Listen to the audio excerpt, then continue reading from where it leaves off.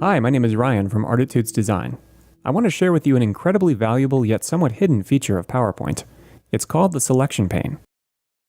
Now, the Selection Pane is found by navigating to the Home tab on your Office ribbon, then all the way over to the right in the Editing palette.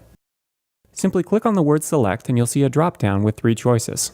Select the bottommost choice called Selection Pane, and you'll see this pane appear on your screen.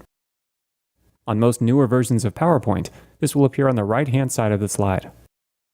What you're looking at is a representation of every object on the screen. You can select the objects individually simply by clicking them.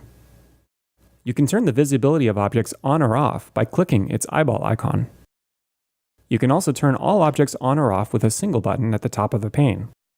Finally, you can rename objects by double-clicking any item in the pane itself.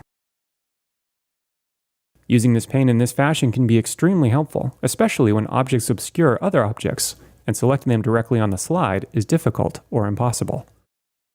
Now, there's one other important feature of the Selection Pane. You'll notice the 2 up and down icons in the upper right of the pane.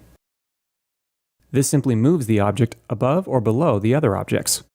If you're familiar with the Send Backward or Send Forward buttons under the Arrange palette, this feature accomplishes the same thing. But you can also simply drag objects up or down in the pane, and they will be brought forward or backward on the slide accordingly. Now on this next slide, you can see where the Selection Pane is a real lifesaver. Not only are all of the states named in the Selection Pane, but I now have the ability to click on any state individually and then manipulate it if I like, by perhaps changing its color. Selecting an individual state on the slide would prove to be frustrating at best and impossible at worst. But in the Selection Pane, it's no trouble at all. Now as a side note, if you'd like this slide with the US states on it, a download link can be found below. So that's the Selection Pane, a useful, if hidden, feature of PowerPoint.